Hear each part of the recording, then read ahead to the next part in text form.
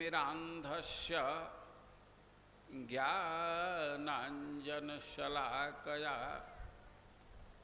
चक्षुरुन्मीलितं येन तस्मै श्रीगुरवे नमः। श्रीचैतन्यमनोभीष्टं स्थापितं येन भूतले सोऽयं रूपः कदा मह्यं ददाति स्वपदान्तिकम्। हे कृष्ण करुणा सिन्धो दीनबन्धो जगत्पते गोपेश गोपिका कान्त राधाकान्त नमस्तुते। तप्त कांचन गौरांगे राधे वृंदावनेश्वरी वृषभानुसुते देवी प्रणमामि हरिप्रिये। नमो महावदान्याय कृष्ण प्रेम प्रदायते कृष्णाय कृष्ण चैतन्य नामने गौरतुषे नमः। वाञ्छाकल्पतरुभ्यश्च कृपा सिन्धुभ्यैव च पतितानां पावनेभ्यो वैष्णवेभ्यो नमो नमः। जय श्री कृष्ण चैतन्य प्रभो नित्यानंद श्री अद्वैत गदाधर श्रीवासादि गौर भक्तवृंद। हरे कृष्णा कृष्ण कृष्ण हरे हरे, हरे राम राम राम। ओम नमो भगवते वासुदेवाय।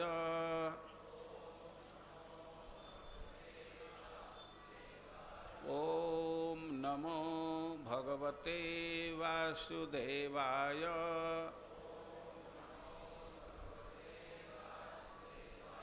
ओम नमो भगवते वासुदेवाय।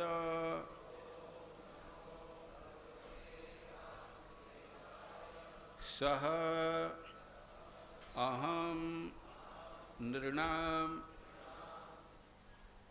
क्षुल्ल सुखाय दुःखं महद् गतानां विरमाय तस्य प्रवर्तये भागवतं पुराणं यत् आह साक्षात् भगवान ऋषिभ्यः। सोहम नृणां क्षुल्लसुखाय दुःखं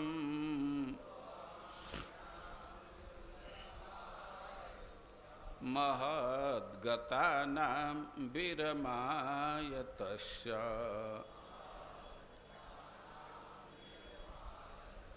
प्रवर्तये भागवतं पुराणम्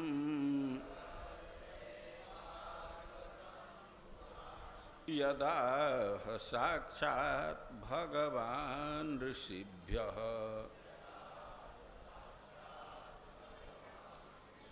सोऽहं नृणां क्षुल्लसुखाय दुःखम्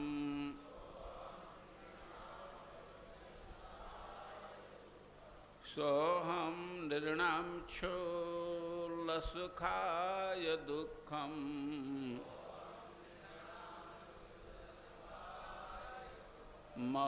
महद्गतानां विरमाय तस्य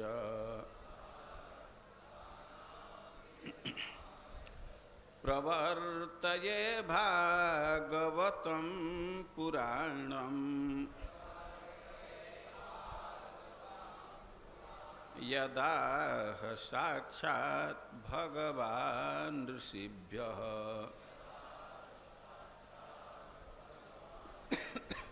सोऽहं नृणां क्षुल्लसुखाय दुःखम्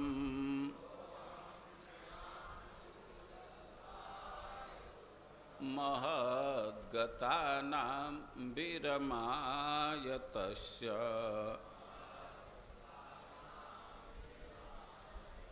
प्रवर्तये भागवतं पुराणम्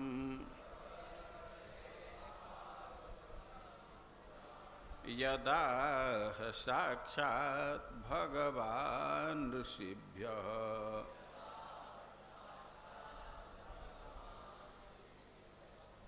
सह वह अहम मैं नृणाम मनुष्यों के क्षुल्ल अत्यल्प सुखाय सुख के लिए दुखम दुख महत भारी गतानाम को प्राप्त विरमाय समन हेतु तस्य उसका प्रवर्तय प्रारंभ में भागवतम श्रीमद्भागवत पुराणम पुराण में यत जो आह कहा साक्षात प्रत्यक्ष भगवान ने ऋषिभ्य ऋषियों से। अनुवाद और तात्पर्य श्रील प्रभुपाद के द्वारा। अनुवाद। अब मैं भागवत पुराण से प्रारंभ करता हूँ, जिसे भगवान ने प्रत्यक्षतः महान ऋषियों से उन लोगों के लाभार्थ कहा था जो अत्यंत आनंद के लिए अत्यधिक कष्ट में फंसे हुए। तात्पर्य। मैत्रेय मुनि ने श्रीमद् भागवतम के विषय में बोलने का प्रस्ताव रखा, क्योंकि इसकी रचना विशेषतया मानव समाज की समस्त समस्याओं के समाधान के लिए की गई थी और यह शिष्य परंपरा से रूढ़िगत चली आ रही है। जो भाग्यशाली हैं केवल वही भगवान के शुद्ध भक्तों की संगति में श्रीमद् भागवत सुनने का सुअवसर प्राप्त कर सकता है। भौतिक शक्ति के जादू के अधीन सारे जीव स्वल्प भौतिक सुख के निमित्त ही अनेक कठिनाइयों के बंधन में फंसे हुए। वे सकाम कर्म की उलझनों को न जानते हुए उनमें लगे रहते हैं। वे इस मिथ्या भाव के कारण कि शरीर आत्मा है, अनेकानेक मिथ्या आसक्तियों से अपने को संबद्ध करते हैं। वे सोचते हैं कि वे भौतिकतावादी साज सामग्री से सदा अनुरक्त रह सकेंगे। जीवन की यह मिथ्या भ्रांति इतनी प्रबल होती है कि मनुष्य भगवान की बहिरंगा शक्ति के अधीन जन्म जन्मांतर कष्ट उठाता रहता है। यदि वह भागवत ग्रंथ तथा भागवत जानने वाले भक्त भागवत इन दोनों के संपर्क में आता है तो ऐसा भाग्यशाली व्यक्ति भौतिक पास से छूट जाता है। अतएव संसार के दुखी लोगों के प्रति दया के कारण श्री मैत्रेय मुनि ने पहले श्रीमद् भागवत के विषय में बोलने का प्रस्ताव रख रहे हैं। जगत गुरु श्रील प्रभुपाद की।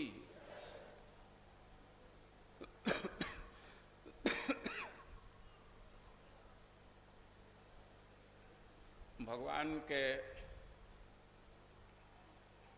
लीला का वर्णन करते हुए सुखदेव गोस्वामी उपसंहार के रूप में भगवान के 4 कार्यों का उल्लेख किया।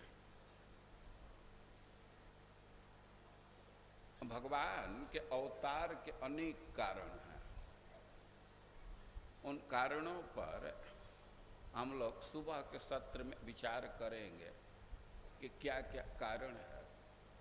अनेक कारण है, कुछ सामान्य कारण है। भगवान के आने का मतलब है कि इस संसार में समृद्धि आएगी। अनेक कारण है, लेकिन सुखदेव गोस्वामी भगवान के अवतार के लीलाओं का उपसंहार करते हुए कहते हैं कि भगवान अवतार लेकर के 4 कार्य किए। अपने श्री विग्रह के सौंदर्य से लोगों के आंख को छीन लिए, अपने वाणी की मधुरता से लोगों के चित्त को छीन लिए, और अपने चरण चिन्ह के माधुर्य से उसको देखने वाले के क्रिया का समापन कर दिया, उसके क्रिया को छीन लिए। 3 काम। और इसके साथ कह रहे हैं कि अपने जस से पृथ्वी को भर दिए। और जस से पृथ्वी को भरे, ये भविष्य के लोगों को ध्यान में रख करके कि तमो नया तरिष्यंती, इस जस का आश्रय कर लेकर के, इसका श्रवण कीर्तन करके लोग भवबंधन को पार कर जाएंगे। जब 4 कार्य पूरा कर लिए तब इत्यगात स्वधाम, अपने धाम को पधारे। तो भगवान अवतार लेकर के भविष्य की व्यवस्था भी बना करके जाते हैं।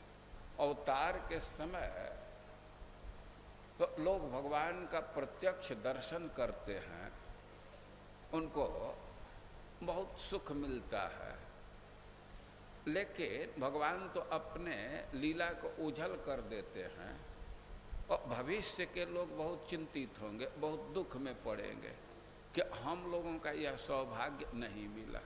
लेकिन भगवान भविष्य की भी व्यवस्था बना करके जाते।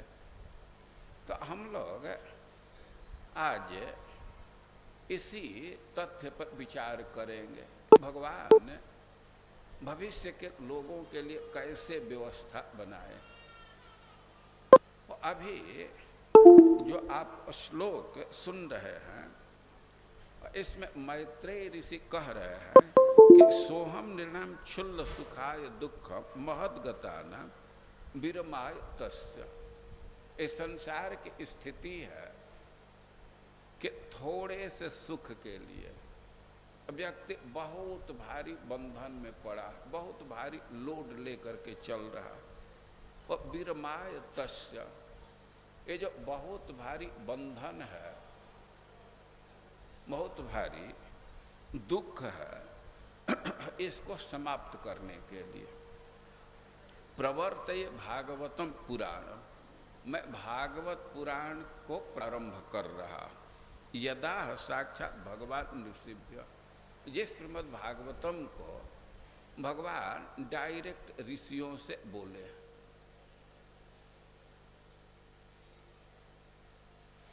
मैत्रेय ऋषि प्रस्ताव रख रहे हैं कि हम भागवत प्रारंभ करेंगे। और प्रस्ताव विदुर जी से रख रहे हैं। ये वार्तालाप मैत्रेय और विदुर के बीच में है। ये विदुर को संबोधित करके मैत्रेय जी बोल रहे हैं। अब कई एक लोगों के मन में प्रश्न उठेगा कि विदुर जी से कैसे भेंट हो गई, कहाँ ये बात बोल रहे हैं। और इसको स्वयं परीक्षित महाराज पूछे हैं। 3 स्कंध के प्रारंभ में परीक्षित महाराज पूछे हैं, कुत्र छत्तुर भगवतः मैत्रेयणास संगम। विदुर जी का मैत्रेय जी से कहाँ भेंट हुई और उनके आपस में क्या वार्ता हुई, तो उस वार्ता को सुनने के लिए वे बहुत ललायित है।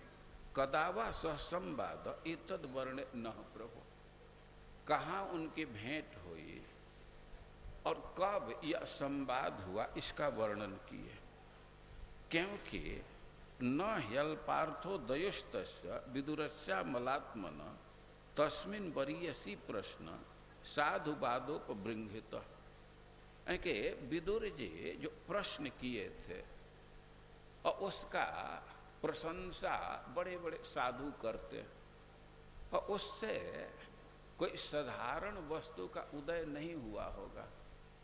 दो महान व्यक्ति बात किए हैं, विदुर ये प्रश्न किए हैं और उसका उत्तर बहुत महत्वपूर्ण होगा, तो हम उसको सुनना चाहते। कहाँ उनकी भेंट हुई, कैसे भेंट हुई और क्या उनमें बातचीत हुई। और एक चीज है आपको ध्यान रखना चाहिए कि विदुर जी धृतराष्ट्र और पांडु के भाई हैं। आप महाभारत से कथा जानते हैं कि कैसे इनका जन्म हुआ। अंतर है कि विदुर जी दासी के पुत्र हैं, पिता के साइड से तो तीनों एक ही पिता से जन्म लिए। विदुर जी दासी के पुत्र, तो तीनों भाई हैं और विदुर जी छोटे भाई हैं और अपने बड़े भाइयों का बहुत सम्मान करते थे। धृतराष्ट्र महाराज का बहुत सम्मान करते थे और अपने भाई हैं तो सदाचारी पुरुष का लक्षण आप सुन चुके हैं प्रचेताओं के प्रसंग में कि जो सदाचारी व्यक्ति है तो भाई से प्रेम करता है। तो विदुर जी अपने भाई से बहुत प्रेम करते थे, धृतराष्ट्र से बहुत प्रेम करते थे। लेकिन अब धृतराष्ट्र का व्यवहार पांडु महाराज के पुत्रों के प्रति ठीक नहीं था, तो उनका मन अब कुछ फटने लगा। तो सुखदेव गोस्वामी ने कह रहे हैं कि कुछ कुछ ऐसी घटना हो गई कि विदुर जी अपने भाई के यहाँ जाना छोड़ दिए। भाई से प्रेम था, छोटे भाई है, बड़े भाई के पास जाते थे, लेकिन बड़े भाई का कुछ कुछ व्यवहार ऐसा हो गया कि अब वे जाना बंद कर दिए। वे क्या व्यवहार है, तो दो चार व्यवहार का उल्लेख किए हैं कि यदा तु राजा स्वसुता न साधुन पुष्णन न धर्मेण विनष्ट दृष्टि भ्रातुर्जविष्टस्य सुतान विबंधुन प्रवेश लक्षा भवने ददा। वे कह रहे हैं कि विनष्ट दृष्टि, जब उनकी दृष्टि समाप्त हो गई। अरे वे तो जन्म से अंधे थे, तो ये सुखदेव गोस्वामी क्या कह रहे हैं कि विनष्ट दृष्टि, इसका आशय समझना चाहिए।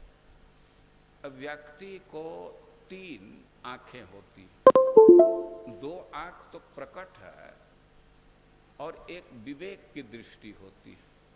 तो धृतराष्ट्र के दो आंखें तो जन्म से ही नहीं थी, लेकिन विवेक की दृष्टि थी और वो भी दृष्टि नष्ट हो गई। तो कह रहे हैं कि अपने पुत्रों को अधर्म पूर्वक पालन कर रहे थे। पुष्णन न धर्मेण विनष्ट दृष्टि, अब विवेक की दृष्टि भी चौपट हो गई, तो अपने पुत्रों को आउट ऑफ वे जाकर के अधर्म का आचरण करते हुए पोषण कर रहे थे। और भ्रातुर्जविष्टस्य सुतान विबंधुन, और अपने ही छोटे भाई के पुत्र हैं और उनके पिता नहीं हैं। और उनको प्रवेश लक्षा भवने ददा, उनको लक्षा भवन में घुसा करके और जला दिए। कोई कोई कह सकता है कि ये क्या सुखदेव गोस्वामी बोल रहे हैं, धृतराष्ट्र तो नहीं जलाए थे। आप महाभारत पढ़ेंगे तो स्पष्ट उल्लेख है कि लक्षा भवन को भीम जलाए थे, वे आग लगाए। लेकिन सुखदेव गोस्वामी कह रहे हैं कि प्रवेश लक्षा भवने ददा, लक्षा भवन में उनको प्रवेश करा करके रह करके पांडवों को जला दिए। और दो बात विचारणीय है। भ्रातुर्जविष्ट से सुतान विबंधु, अपने ही छोटे भाई के पुत्र हैं और उनके पिता जीवित नहीं है। और इस स्थिति में तो कर्तव्य बनता है कि अपने पुत्रों का पालन पोषण करें और अपने भाई के पुत्रों का भी पालन पोषण करें। अपने पुत्र का पालन पोषण करना तो कोई दोष नहीं है, लेकिन अब पिता नहीं है, उनके ऊपर जिम्मेवारी है, तो पांडु के पुत्रों का भी पालन पोषण करना चाहिए। लेकिन अब दो दिशा में वे बढ़ गए। अपने पुत्रों के पालन पोषण के विषय में तो अधर्मीण अधर्म तक पहुंच गए, धर्म के सीमा को पार कर गए। और उनका कर्तव्य बनता था कि पांडवों के पुत्रों का पालन करें, बल्कि जिसके पिता नहीं है तो कोई सज्जन व्यक्ति है तो उस पुत्रों पर अधिक ध्यान रखता। लेकिन धृतराष्ट्र का व्यवहार है कि प्रवेश लक्षा भवने ददा, उनको लक्षा भवन में घुसा करके जला दिए।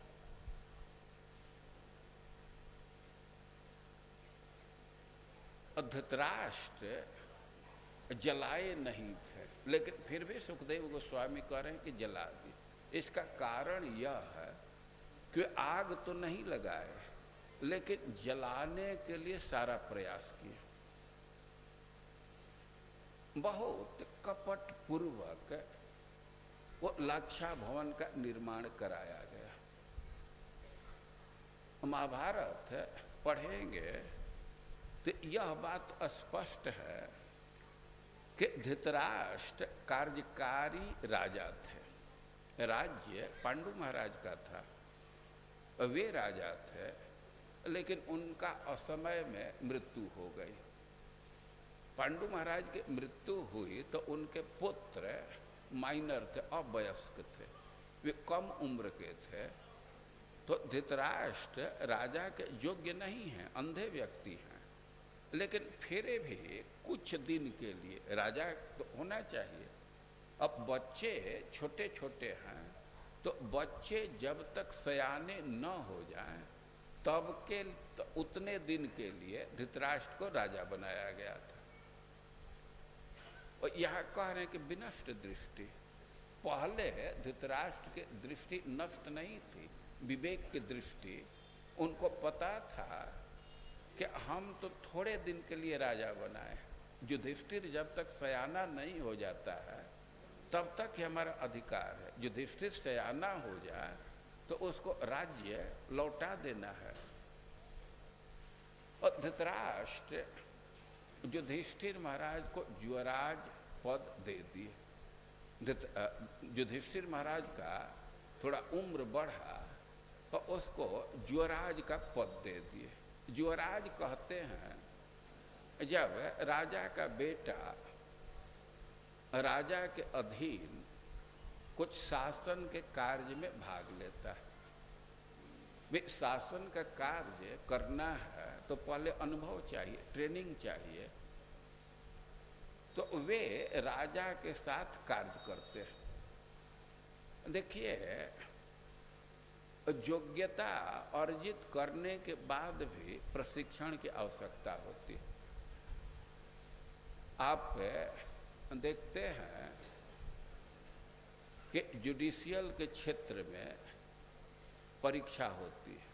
जज के नियुक्ति के लिए, मजिस्ट्रेट के नियुक्ति के लिए परीक्षा ली जाती है।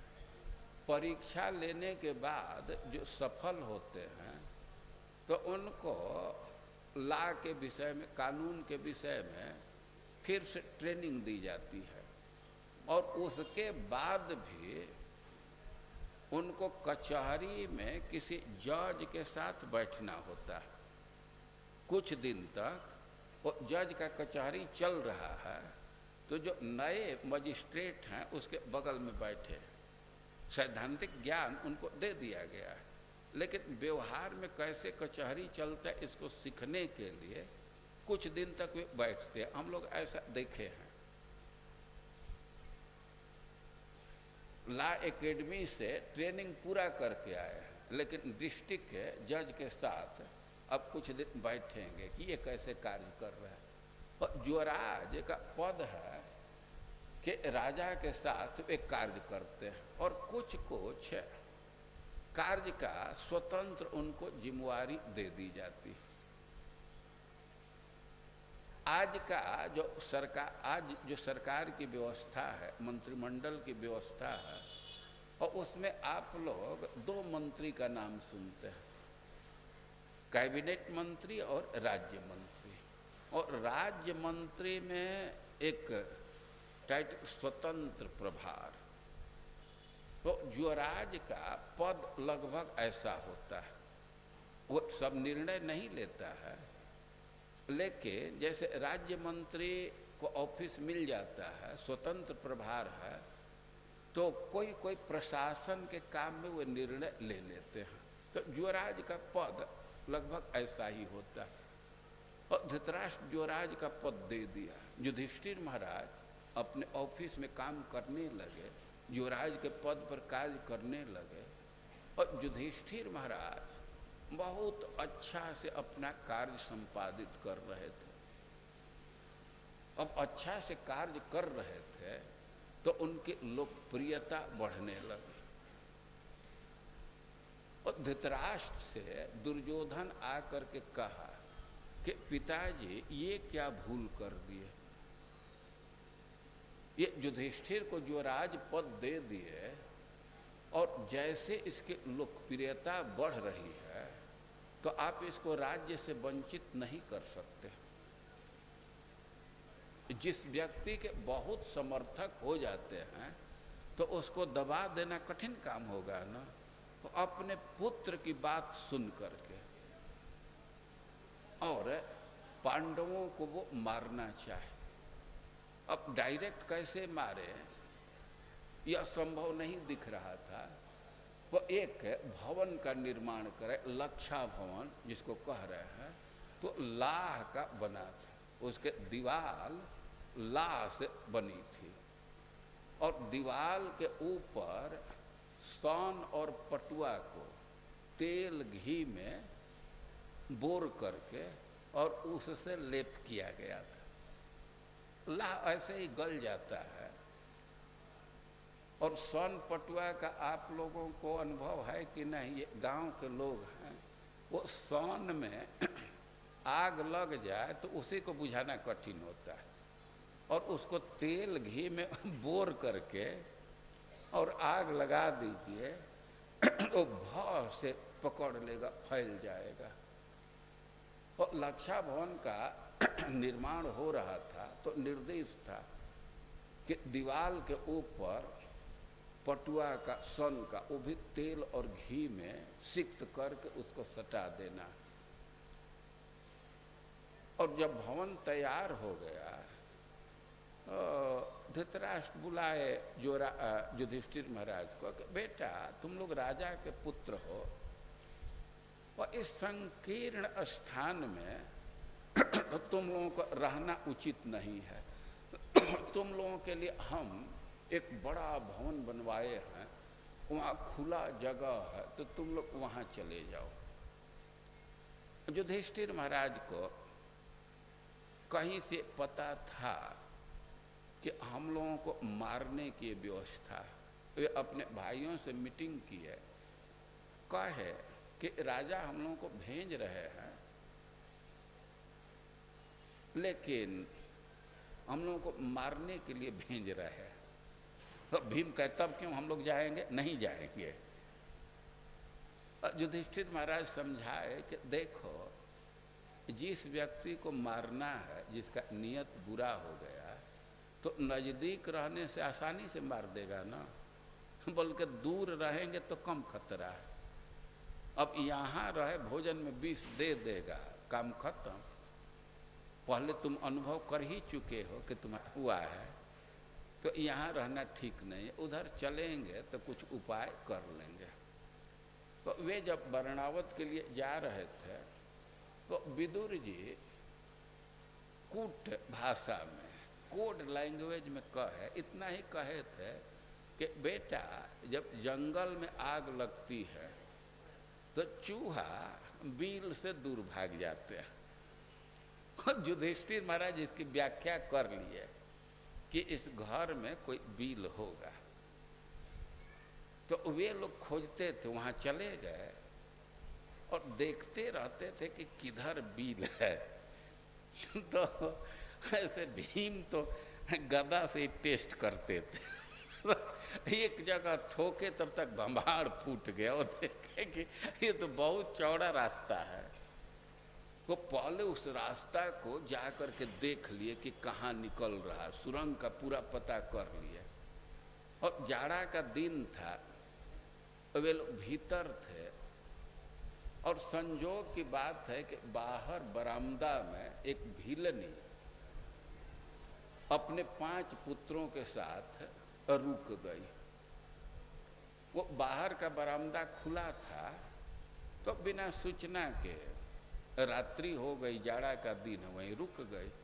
आप लोग वृंदावन में देखते हैं कि मेला के टाइम दुकान के सामने जो भी शेड है वहीं लोग सो जाते हैं। अभी जन्माष्टमी का अवसर है, उधर जाएंगे और किसी का दुकान हो, वही रात्रि हो गई, दुकान तो बंद है, और बाहर जो जगह वहाँ डेरा गिरा देते हैं।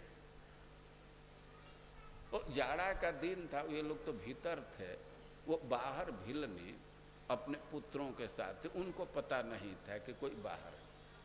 अब भीम कहे कि अब तो सब चीज पता चल ही गया है, तो अब क्या देर करना है, इस घर को फूंक करके चलते हैं बाहर। तो आग भीम लगाए थे, लेकिन सुखदेव गोस्वामी कह रहे हैं धृतराष्ट्र के लिए कि प्रवेश लक्षा भवने ददा, वो लक्षा भवन में घुसा करके जला दिया। आशा यह है कि धृतराष्ट्र जलाने का सब तैयारी किए थे, तो जलाने का पाप भी उन पर लगा। वो भले ही आग नहीं लगाए, लेकिन जलाने की सब तैयारी कर दिए थे, तो जलाने का पाप धृतराष्ट्र पर लगा। इसी अर्थ में कह रहे हैं कि प्रवेश लक्षा भवने ददा, उनको घुसा करके जला दिया। और यदा सभायाम कुरुदेव दिव्या केशाभिमर्शम सुतकर्म गरिहम न बारयामास नृपस्नुषाया स्वाफ्रेर हरंत्या कुछ कुंकुमानी। के द्रौपदी को बीच सभा में घसीट करके लाया गया था। वह कुरुकुल की वधू है, घर से बाहर नहीं जाती है, और उसको घसीट करके लाया गया। उसका केस पकड़ करके घसीट करके लाए, और 9 बारयामास नृपस्नुषाया स्वाफ्रेर हरंत्या कुछ कुंकुमानी। जब सभा में द्रौपदी को अपमानित किया जा रहा था तो बहुत रो रही थी। अब इतना रो रही थी कि कह रहे हैं कि स्वाफ्रेर हरंत्या कुछ कुंकुमानी, अपने अफ्रू से स्तन के कुमकुम को धो रही। शब्द पर आप विचार करेंगे तो स्व अफ्रई, अफ्रू के विषय में तो स्पष्ट है कि द्रौपदी अपने अफ्रू से, लेकिन कुमकुम धोने की बात कह रही है, तो इसमें यह उल्लेख नहीं है कि किसके स्तन का कुमकुम धुल रहा था। तो द्रौपदी के स्तन का कुमकुम धुल रहा था कि दूसरे के स्तन का कुमकुम धुल रहा था, यह स्पष्ट नहीं है। तो दोनों अर्थ में यह ठीक बैठेगा। द्रौपदी विलाप कर रही, इतना विलाप कर रही है कि अश्रु के धारा बह रहे हैं और अपने स्तन में जो कुमकुम का लेप की है वे धुल रहे, मतलब बहुत रो रही है। और दूसरा अर्थ लिया जाएगा कि अश्रु तो द्रौपदी के हैं, इतना रो रही है कि शत्रु पक्ष के स्त्रियों का कुमकुम धुल रहा है। इतना करुण विलाप कर रही है कि स्पष्ट है कि उसका अपमान करने वाले के स्त्रियों को विधवा होना है। जो पति के साथ है वही स्त्री अपने स्तन को सजाती है, संवारती है। अब विधवा स्त्री तो नहीं संवारेगी, वो तो बल के जो श्रृंगार है उसको धो देती है। तो साहित्य की भाषा है और कहेंगे अश्रु तो द्रौपदी का है, लेकिन कुमकुम धुल रहा है उसके अपमान करने वाले के पत्नियों का। ऐसे द्रौपदी बहुत विलाप कर रही थी और धृतराष्ट्र वहीं थे, न बारयामास। उनके पुत्र ही अपमान कर रहे थे और उनको मना नहीं किया। ये बात विदुर जी को बहुत बुरी लगी। अब इस घटना का उल्लेख कर रहे हैं और भी द्यूत धर्म के लिए, दूत क्रीड़ा के लिए, जुआ खेलने के लिए युधिष्ठिर महाराज को बुलाया गया और कपट पूर्वक उनको हराया गया। फिर भी वे शर्त मान लिए, 12 साल का वनवास का कष्ट सहे, 1 साल अज्ञातवास किए और उसके बाद भी उनको राज्य नहीं दिया गया। वे अधिकार तो उनका पूरा राज्य पर था, लेकिन आधा राज्य की बात थी। आधा के बाद वे लोग तो 5 गांव के लिए 5 जिला लेकर के भी संतोष करने वाले थे, लेकिन वे भी नहीं दिए। और विदुर जी का ये सबसे मन धृतराष्ट्र से फटने लगा। अब वहाँ जाना बंद कर दिए और खास करके जब भगवान संधि दूत बन करके आए और प्रस्ताव रखे कि 5 गांव पांडवों को दे दीजिए और युद्ध न होगा, शांति रहेगी। और भगवान प्रस्ताव लेकर के आए थे कि युद्ध को रोक दिया जाए, लेकिन भगवान के बात को धृतराष्ट्र नहीं स्वीकार किया। और भगवान भी एक थ्रेट दे करके चले गए कि तुम लोग हमारी बात को नहीं मान रहे हो तो इसका परिणाम बुरा होगा। अब भगवान की बात सुन करके धृतराष्ट्र बहुत भयभीत हो गए। तो कह रहे हैं कि यदोपहूत भवन प्रविष्ट, जब पांडवों के साथ बुरा व्यवहार कर रहे थे और खास करके भगवान का अपमान किए, तो विदुर जी धृतराष्ट्र के यहाँ जाना बंद कर दिए। भले ही बड़े भाई हैं, लेकिन भगवान का जहाँ अपमान है, अब विदुर जी कहे वहाँ मैं नहीं जाऊँगा।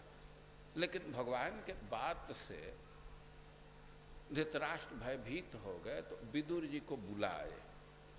यदोपहूत, जब बुलाए तो भवन प्रविष्ट, तब उसके दरबार में गए। जाना बंद कर दिए थे, लेकिन बड़ा भाई जब मैसेज दिया, बुलाए तो वहाँ गए। और गए तो चुपचाप बैठे थे, लेकिन मंत्राय पृष्ठ किल पूर्वजेन, वे बड़े भाई धृतराष्ट्र पूछे विदुर जी से कि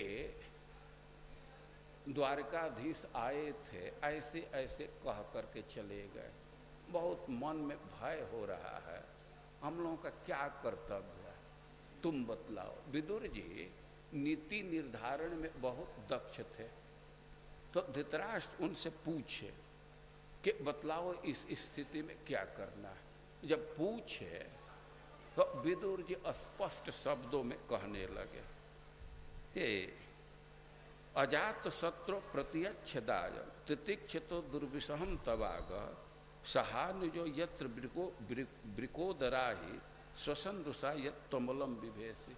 स्पष्ट शब्दों में कहे कि अजात शत्रु का, युधिष्ठिर महाराज का जो हक है उसको तुरंत लौटा देना चाहिए।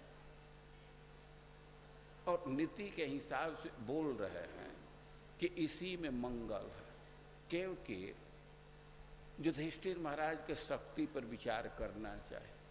वो भीम के साथ है, अपने भाइयों के साथ है, और भीम बड़े ही क्रोध में हैं।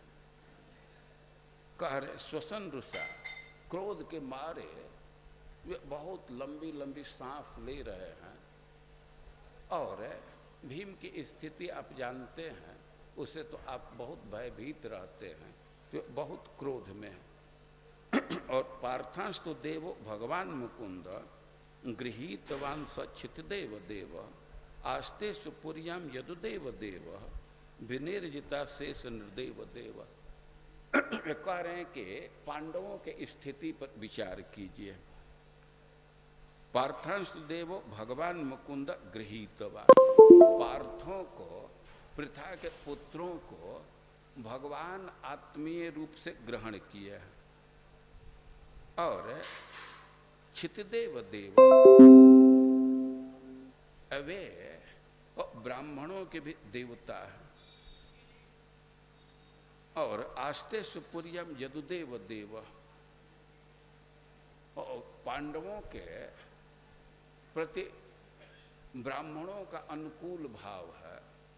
और कृष्ण अपने राजधानी में, और वे पांडवों को अपना बनाए हैं। तो शक्ति के दृष्टि से भी देखा जाए और पांडव अधिक शक्तिशाली है, और उनका राज्य लौटाने में ही भला है। और स्पष्ट शब्दों में कहे कि सयेष दोष पुरुषस जुटस्ते, ये जो आपका पुत्र है जो भगवान से द्वेष करता है, तो यह तो मूर्तिमान पाप है, और इसका आप पालन करते हैं और अपना पुत्र मानते हैं। तो हम तो यही कहेंगे कि त्यज अश्व अशैवम कुल कौशलाय, ये मूर्तिमान पाप है, अपवित्र है, और यदि कुल का कुशल चाहते हैं तो इसका त्याग कर दीजिए। विदुर जी स्पष्ट शब्दों में कहे कि कुल का हित चाहते हैं तो दुर्योधन का त्याग कर दीजिए। अरे धृतराष्ट्र कह सकते हैं कितना भी खराब है तो हमारा पुत्र है ना, अरे अपने लड़के का त्याग कोई कैसे करेगा। वो करें कुल कौशलाय, कुल के हित के लिए। यह नीति है कि परिवार के रक्षा के लिए एक सदस्य का त्याग किया जा सकता है, और गांव की रक्षा के लिए एक परिवार का त्याग किया जा सकता है, और राष्ट्र की रक्षा के लिए एक गांव का त्याग किया जा सकता है, और आत्मा की रक्षा के लिए पूरे पृथ्वी का त्याग किया जा सकता है। तो कह रहे हैं कुल कौशलाय, कुल के कुशल के लिए इसका त्याग कर दी। कभी कभी देखा जाता है कि शरीर के रक्षा के लिए अपने अंग का ही त्याग करना पड़ता है। अंगुली में घाव हो गया, वो सड़ने लगा, ठीक नहीं हो रहा है, तो आगे न बढ़े, अपने से अंगुली को कटवा देते। अपना अंग है लेकिन उसको काटना पड़ता है कि शरीर सुरक्षित रहे। और विदुर जी कह रहे कुल कौशलाय। अब ऐसे बोल रहे थे तब तक दुर्योधन गर्म हो गया। वो कहने लगा कर इस कपटी को कौन यहाँ बुलाया, जिसका अन्न खा रहा है उसी के विरुद्ध भाषण कर रहा है, निकालो यहाँ से, मारते हुए निकालो, कपड़ा लत्ता छीन करके सब निकालो, और इसको मारते हुए बाहर निकालो। वो ऐसे बोल रहा था दुर्योधन, लेकिन धृतराष्ट्र कुछ मना नहीं किए। विदुर जी तो अपने धनुष को दरवाजे पर रखे और तीर्थ यात्रा के लिए निकल गए। वे तीर्थ में भ्रमण कर रहे थे, भारत के अनेक तीर्थों में गए, और उसी समय तीर्थ के क्रम में ही वे मथुरा क्षेत्र में आए, यमुना जी के तटवर्ती क्षेत्र में आए।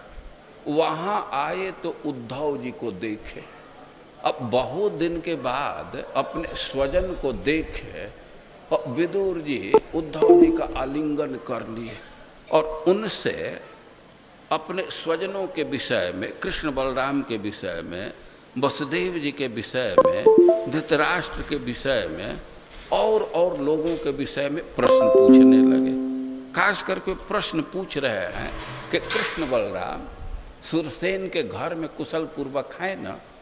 बहुत दिन के बाद अपने परिचित व्यक्ति से भेंट हुई और बड़े ही कौतुक से, बड़े ही उतावला होकर के जानने के लिए ललक प्रकट करते उद्धव जी से पूछे।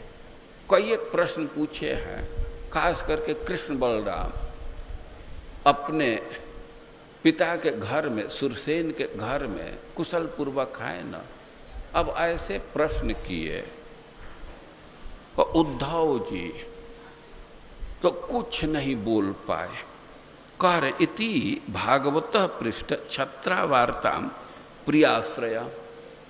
विदुर जी अपने प्रिय व्यक्तियों के विषय में प्रश्न कर रहे हैं, लेकिन प्रतिवक्तुम न चोत्सेह औत्कंठ्यात् स्मारितेश्वर। लेकिन उद्धव जी कुछ भी नहीं बोल पाए। विदुर जी के प्रश्न से कृष्ण का और स्मरण गाढ़ हो गया। और सुखदेव गोस्वामी कह रहे हैं कि ये स्वाभाविक है उद्धव जी से, उद्धव जी के लिए। उद्धव जी के विषय में कह रहे हैं कि यह पंचहायनो मात्रा प्रातरासाय याचित।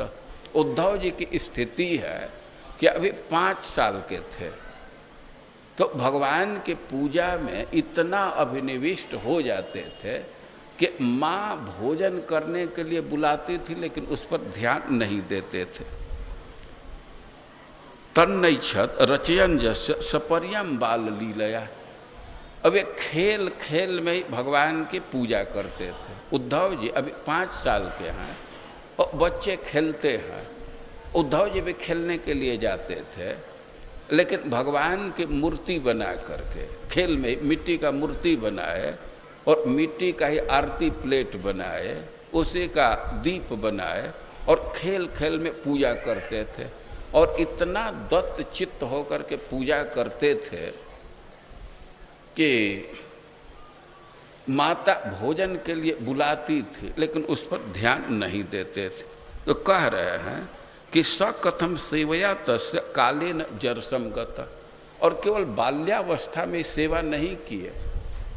कह रहे हैं कि बाल्यावस्था से लेकर के इस समय और उनका उम्र बहुत अधिक हो गया है तो लगातार उनकी सेवा किए हैं। वो कैसे अब बोल रहे पृष्ठो वार्तम प्रतिभूया भर्तु पादाव अनुस्मरण। अब इतना लगातार पूजा किए हैं, भगवान तो चित्त में छाए हुए हैं। उनका प्रश्न पूछने पर अब इतना गाढ़ स्मरण हो गया कि कुछ नहीं बोल सके। बहुत देर तक चुपचाप पड़े रहे। अब धीरे धीरे अपने को स्थिर करके अब बाह्य जगत में आए। कुछ देर तक तो द्वारका ही पहुंच गए थे, लेकिन कुछ देर के बाद अपने को स्थिर किए और बाह्य वृत्ति में आए और उद्धव जी से नहीं, विदुर जी से कहने लगे तो आप कुशलता पूछ रहे हैं, अब हम क्या कुशल बतलाएं। कृष्ण द्युमणि निम्लोचे। कृष्ण रूप सूर्य अस्त हो गया और सबको अमंगल रूप अजगर निगल गया है, तो हम कुशल क्या बतलावें। मान लीजिए कि किसी व्यक्ति को अजगर मुंह में ले लिया, अब उससे विषय में पूछा जाए कि हालचाल ठीक है ना, कुशल से है ना। अब उसमें कुशल पूछने का कोई मतलब है। वो करें कि यही स्थिति है। अब कृष्ण रूप सूर्य अस्त हो गया है, हम क्या कुशल बतलाएं। और वे भगवान का स्मरण करने लगे। बाल्यावस्था से लेकर के द्वारका लीला तक स्मरण करने लगे और कहे कि हम तो भगवान से विदा हो करके बद्रिकाश्रम जा रहे। भगवान हमको आदेश दिए हैं, भागवत का ज्ञान दिए हैं और कहे हैं कि तुम बद्रिकाश्रम चले जाओ। हम तो रास्ते में हैं। अब जब उद्धव जी कहे कि भगवान भागवत का ज्ञान दिए हैं, तो विदुर जी उनसे कहने लगे कि हमको योग्य समझते हो तो उस ज्ञान को हमको भी सुनाइए। पहले तो अपने संबंधियों के कुशल के विषय में प्रश्न किए थे, लेकिन उद्धव जी कहे कि भगवान हमको ज्ञान दिए। उद्धव जी कहे कि हम इतना विकल हो रहे थे कि हमको शांत करने के लिए हमसे भागवत बोले। कि कह रहे हैं कि भगवान के गतिविधि को मैं समझ रहा था, मैं उनको खोजते खोजते वहाँ चला गया तो हमारी विकलता को समझ गए। यद्यपि संयोग से वहाँ मैत्रेय ऋषि भी आ गए और मैत्रेय ऋषि के विषय में कह रहे हैं कि तस्यानुरक्तस्य मुनिर मुकुंद प्रमोद भावा नत कंधरस्य। मैत्रेय ऋषि बड़े ही महान व्यक्ति, वे निरंतर भक्ति में लगे रहते हैं और भक्ति के आनंद का इतना अनुभव किए हैं कि अनुभाव के रूप में उनकी गर्दन टेढ़ी हो गई। आप इस बात को ऐसे समझिए कि जब हृदय में कोई भाव रहता है, प्रबल भाव है, तो उसका कुछ प्रभाव शरीर पर भी आ जाता है। जैसे कोई बहुत तनाव का जीवन जीता है, रात दिन टेंशन में रहता है, तो उसके ललाट में सिकुड़न आ जाता है। और विदुर जी भक्ति के आनंद में रहते थे और इतना अधिक आनंद में थे, लगातार आनंद में रहते थे कि उनकी गर्दन टेढ़ी हो गई थी।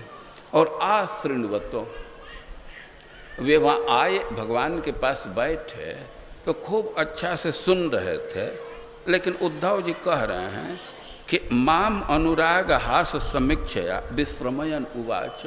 मैं बहुत कातर हो रहा था तो भगवान हमको संबोधित करके ही श्रीमद् भागवतम सुनाए, आत्म तत्व का ज्ञान दिए। विदुर जी कहने लगे कि कृपा करके उस ज्ञान को हमको भी प्रदान कीजिए।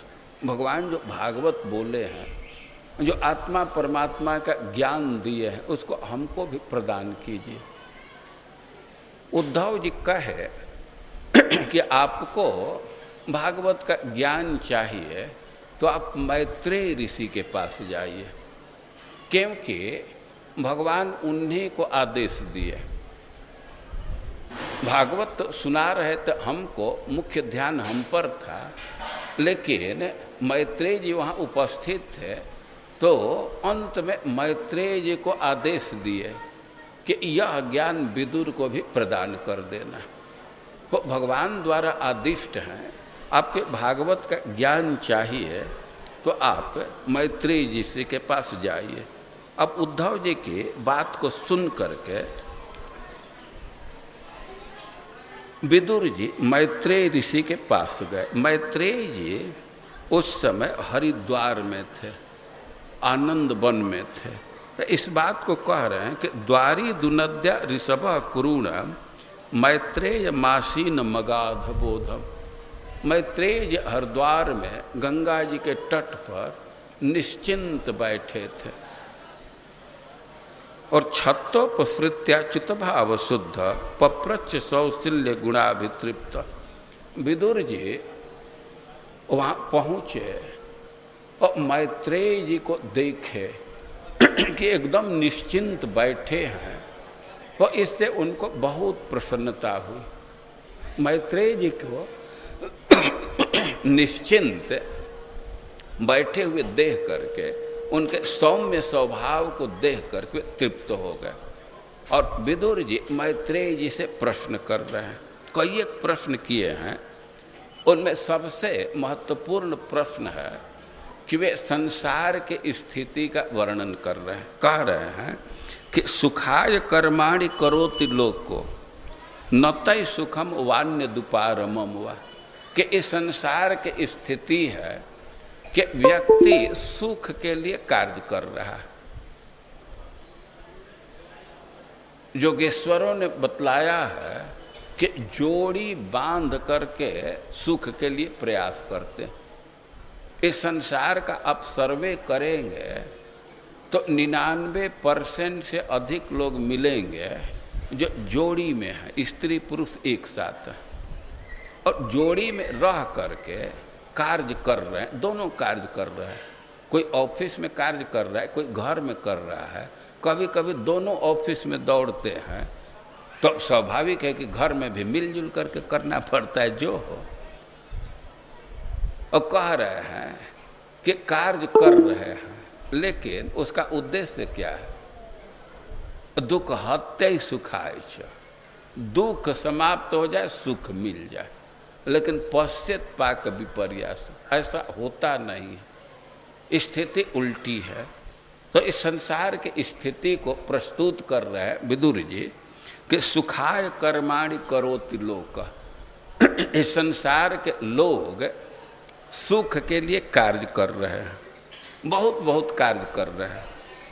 कर्माणि करोति बहुवचन में बोल रहे हैं, बहुत बहुत कार्य करते हैं, लेकिन न तई सुखम, उन कार्यों से सुख की प्राप्ति नहीं होती। अरे सुख की प्राप्ति होने की बात तो दूर है, अन्यद उपारमम वा, जो सुख से भिन्न दुख है और उससे उपरत भी नहीं हो पाते, दुख भी नहीं दूर हो पाता है। बिंदेत भूयस तत एव दुख, अरे दुख नहीं दूर हुआ और इतना काम किए, कर्म किए, तो उसका परिणाम तो कुछ आता होगा कि वह भी एक नया दुख हो जाता है। तो इस संसार की स्थिति है कि व्यक्ति सुख के लिए काम कर रहा है, सुख मिल नहीं रहा है, और पहले से जो दुख है वह भी दूर नहीं हो रहा है। वो कर्म का प्रभाव होता है कि एक नया दुख और जुट जाता है, क्योंकि कर्म का यही स्वभाव ही है कि यह बंधन उत्पन्न करेगा। कर्माणि दुखो दरकाणी, कर्म करने का मतलब कि उससे दुख मिलेगा, वो बंधन डालेगा। और विदुर जी संसार की स्थिति को प्रस्तुत करके कि यहाँ व्यक्ति सुख के लिए काम कर रहा है, लेकिन उस काम से, उस कर्म से सुख तो मिलता नहीं है, दुख का निवारण भी नहीं होता, बल्कि जो नया प्राप्त होता है वह भी दुख ही है। तो यदत्र युक्त भगवन बदेन, इस स्थिति में जो उचित बात हो, जो समाधान हो, उसको आप प्रस्तुत कीजिए, उसको कहिए। और विदुर जी के प्रश्न को मैत्रेय ऋषि नोट कर लिए और आगे के अध्याय में इसी प्रश्न का उत्तर दे रहे हैं। और विदुर जी जो संसार के स्थिति को प्रस्तुत किए हैं और मैत्रेय ऋषि उसका समर्थन कर रहे हैं। वे कह रहे हैं कि सोहम निर्णाम क्षुल्ल सुखाय दुखम महद गताना। वे स्वीकार कर रहे हैं कि इस संसार में व्यक्ति थोड़ा सा सुख के लिए, अल्प सुख के लिए बहुत भारी दुख को ढो रहा है। श्रीमद् भागवतम में दूसरी जगह कहा गया है कि वो गधा जैसा, बैल जैसा भार ढो करके चल रहा। कभी कभी आदमी इसका अनुभव करता है, परिवार बोझ है, कभी कभी उसके मन में आता है कि कब इसका त्याग करके हम शांति का जीवन व्यतीत करें।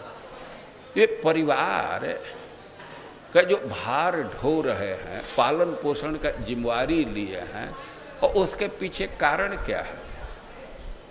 अब विश्लेषण करेंगे तो केवल स्त्री के सुख के लिए परिवार बांधे हैं। मुचकुंद महाराज इसको कहे हैं कि सुखाय दुख प्रभवे सुसज्जते।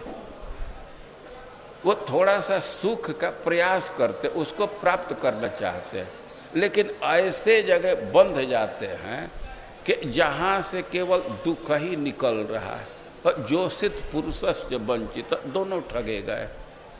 इस संसार की स्थिति है कि स्त्री सोचती है कि पुरुष के साथ होकर के हम सुखी होंगे, और उसकी धारणा है कि पुरुष के पास सुख है, अपने में अभाव महसूस करती है, तभी तो पुरुष की इच्छा करती है। लेकिन पुरुष की क्या स्थिति है कि वह स्त्री की इच्छा करता है, मतलब वह भी अभाव में है। तो जो अभाव में खुद ही है, लेकिन धारणा बन रही है कि वो हमको सुख दे देंगे। अरे उसके पास कहाँ सुख है? स्त्री के पास सुख होता तो पुरुष की क्या कामना करती, और पुरुष के पास सुख होता तो स्त्री की क्यों कामना करता। और मुचकुंद महाराज कह रहे हैं कि जोषित पुरुषस्य वंचित, दोनों ठगे गए। सुखाय दुख प्रभवेशु सज्जते, दुख के सुख के लिए ऐसे स्थान में फंस जाते हैं कि जहाँ से निरंतर दुख ही निकलता है। प्रहलाद महाराज कहें कि भरमुद बहते विमुढ़ा, बहुत भारी लोड लेकर के चल रहा है। और मैत्रेय जी इस बात को स्वीकार कर रहे हैं। वे कह रहे हैं कि क्षुल्ल सुखाय, अल्प सुख के लिए, और महद दुखम गतानम, जो बहुत भारी दुख में पड़ गए। और विदुर जी का प्रश्न था कि यहाँ क्या उचित है, तो कह रहे हैं मैत्रेय ऋषि कि तस्य विरमाय, जो बहुत भारी बंधन में पड़ गया है, और उसको मुक्त करने के लिए, उस दुख से उसको विरत करने के लिए, प्रवर्तये भागवतम पुराण, हम भागवत पुराण प्रारंभ कर रहा। और सिद्धांत स्थापित हो रहा है कि इस संसार के दुख को दूर करना, इससे मुक्ति प्राप्त करना, और इसका एकमात्र उपाय है श्रीमद् भागवतम।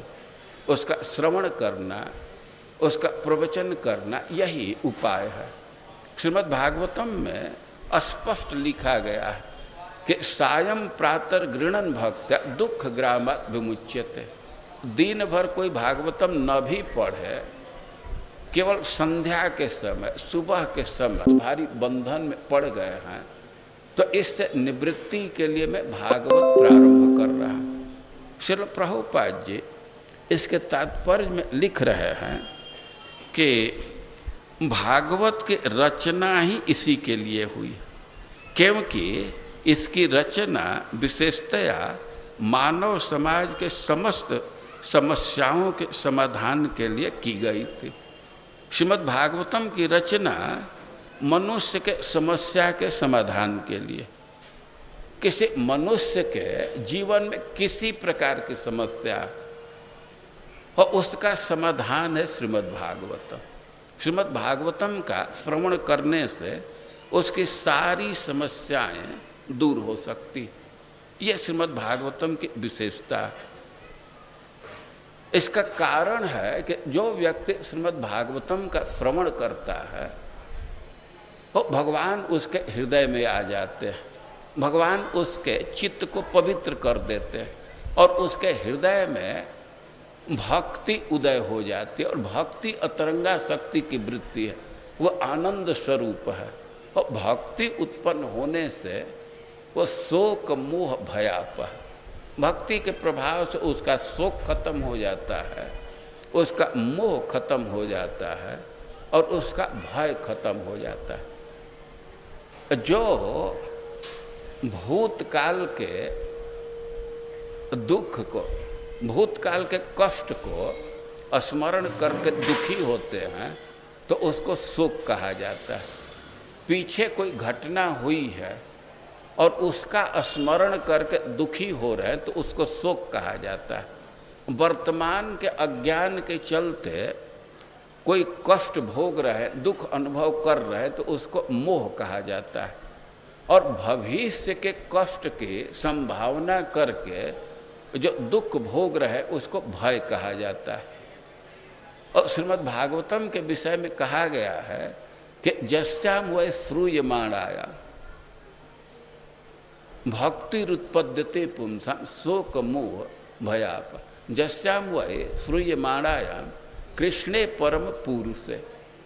श्रीमद् भागवतम का श्रवण करते हैं तो भगवान कृष्ण में भक्ति हो जाती है। और भक्ति का मतलब है कि भूतकाल के विषय को लेकर के जो चिंतित है वह भी समाप्त हो जाएगा, वर्तमान के परिस्थिति से जो चिंता कर रहे हैं वह भी समाप्त हो जाएगा, और भविष्य की चिंता में मर रहे हैं वह भी समाप्त हो जाए। ये श्रीमद् भागवतम की विशेषता।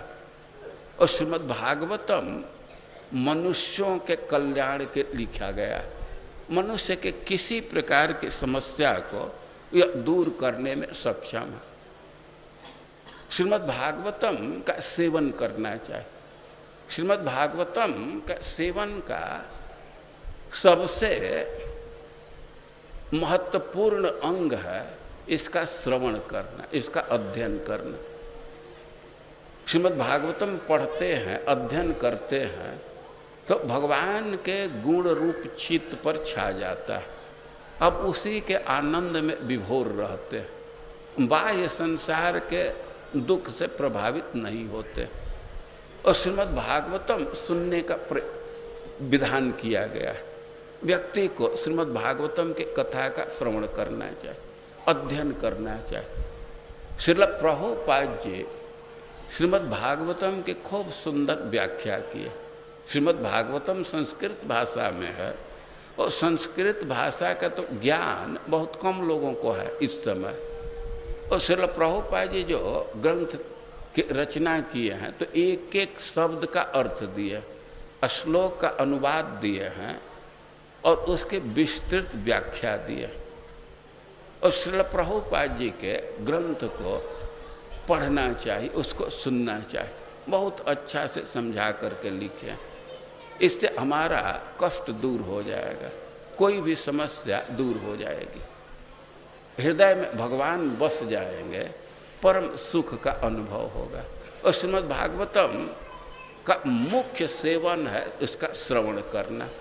लेकिन इसके साथ ही ध्यान रखना चाहिए कि कोई श्रीमद् भागवतम पढ़ नहीं रहा है, केवल श्रीमद् भागवतम के पोथी को अपने घर में रखा है, तो इससे भी वो घर मंदिर के समान हो जाता है। और श्रीमद् भागवतम को सजा करके रखा है, पढ़ रहा है तो बहुत अच्छी बात, यदि नहीं पढ़ रहा है तो केवल उसको नमस्कार कर रहा है या उसको दीपक दिखा दिया, उसका स्पर्श कर दिया, तो इससे भी उसका मंगल होता है, सब प्रकार से मंगल होता है। जो व्यक्ति श्रीमद् भागवतम अपने घर में रखता है तो वहाँ समृद्धि रहती है। और जो अमंगल तत्व हैं, खास करके ये भूत प्रेत, ये सब तो उस घर में प्रवेश ही नहीं कर सकते। श्रीमद् भागवतम के उपस्थिति मात्र से अब भूत प्रेत उस घर में नहीं जा सकते। और इस दृष्टि से भी श्रीमद् भागवतम का बहुत महत्व है। और श्रीमद् भागवतम वो कभी अपने घर में ले जा सकते हैं, लेकिन ये जो भादो महीना है तो वह श्रीमद् भागवतम का भी आविर्भाव का महीना है। भगवान जैसे भादो महीना में प्रकट हुए हैं तो वैसे श्रीमद् भागवतम ही भादो महीना में प्रकट हुआ।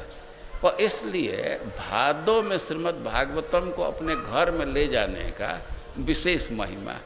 कभी ले जाएंगे अच्छा है, लेकिन जैसे जन्माष्टमी मनाते हैं भादो में, तो उसी तरह भादो में बहुत लोग श्रीमद् भागवतम अपने घर में ले जाते हैं। और अपने घर में ले जाने के लिए तो पूरा भादो बहुत पवित्र माना जाता है। और जो भाद्र पूर्णिमा है, भादो का अंतिम दिन है, उस दिन कोई श्रीमद् भागवतम को सोने के आसन पर रह करके किसी योग्य पात्र को दान करता है तो सीधे भगवान के धाम को प्राप्त करता है। श्रीमद् भागवतम श्रेष्ठ ग्रंथ है, पुराणों में राजा है, और इसका सम्मान करना होता है। कोई कोई प्रश्न करता है कि सोने के आसन पर रह करके दान देने के लिए क्यों कहा गया, अरे भाई राजा है पुराणों का, तो इसका आसन भी अच्छा होना चाहिए ना। और श्रीमद् भागवतम में ये बात कही गई है कि भाद्र पूर्णिमा को जो व्यक्ति श्रीमद् भागवतम को सोने के आसन पर रह करके दान करता है तो सीधे भगवान के धाम को प्राप्त कर जाता है। तो श्रीमद् भागवतम के सेवन की अनेक विधि है। सबसे अच्छा सेवन श्रीमद् भागवतम का श्रवण करना, और श्रवण नहीं कर पा रहे हैं और उसको अपने घर में रखेंगे तो इससे भी मंगल होगा, कम से कम घर में समृद्धि रहेगी और अमंगल तत्व का प्रवेश नहीं होगा, भूत प्रेत नहीं आएंगे। और श्रीमद् भागवतम सुनना चाहिए, अपने घर में रखना चाहिए, अपना पर्सनल सेट रखना चाहिए। घर में रहता है तो तत्काल में नहीं भी पढ़ पाते हैं, तो भविष्य में कभी अवसर आता है पढ़ते हैं, और श्रीमद् भागवतम रखना चाहिए। इस समय इस्कान मंदिरों में विशेष रूप से श्रीमद् भागवतम का वितरण किया जाता है, और बहुत सारे लोग हैं कि बहुत भागवतम का दान करते हैं। भादो महीना में भागवतम खरीद करके दान करते हैं। कुछ लोग स्पॉन्सर कर देते हैं, वो पैसा दे देते हैं और मंदिर को जिम्मेवारी दे देते हैं कि योग्य पात्र को इसको दे देना चाहिए। और भादो में इस बात पर भी ध्यान रखना चाहिए। जन्माष्टमी का उत्सव कर रहे हैं, बहुत अच्छी बात है। यदि आपके घर में अब तक श्रीमद् भागवतम का सेट नहीं है तो उस विषय में भी सोचना चाहिए, प्रयास करना चाहिए कि अपने घर में श्रीमद् भागवतम को स्थापित करें। इस मंदिर ने तो नियम रखा है कि जो भागवत अपने घर में ले जाते हैं तो मंदिर वाले अनुष्ठान पूर्वक उसकी वहाँ स्थापना कर देते हैं। ये सुविधा है, इसका लाभ लेना चाहिए। तो आज कथा का अंतिम सत्र है, कई एक अनाउंसमेंट है। कल दिन भर कुछ न कुछ प्रोग्राम चलता रहेगा। बहुत लोगों की सेवा की जरूरत होती है। जन्माष्टमी का ऐसा पर्व है कि जो भी हिंदू हैं और इस पर्व का अनुष्ठान करते मनाते हैं, और मंदिर में बहुत लोग आते हैं। और मंदिर में आना तो बहुत अच्छी बात है, लेकिन उससे भी अच्छी बात है कि मंदिर में आ कर के इस उत्सव में सहयोग करें, अपने शरीर से, अपने प्रभाव से, अपने वचन से या अपने धन से, जो अपनी क्षमता है तो उसके अनुसार इस जन्माष्टमी के उत्सव में सहयोग करना है। जो व्यक्ति उत्सव में सहयोग करता है और उसके लिए भी वैकुंठ में उत्सव मनाया जाता है। मतलब यहाँ उत्सव में सहयोग कर रहा है, भगवान का उत्सव मना रहा है, तो उसका श्योर है कि भगवान के धाम को प्राप्त करेगा। और बहुत मंगल तिथि है। हम तो अब यहीं अपने वाणी को रोक रहे हैं। सुबह के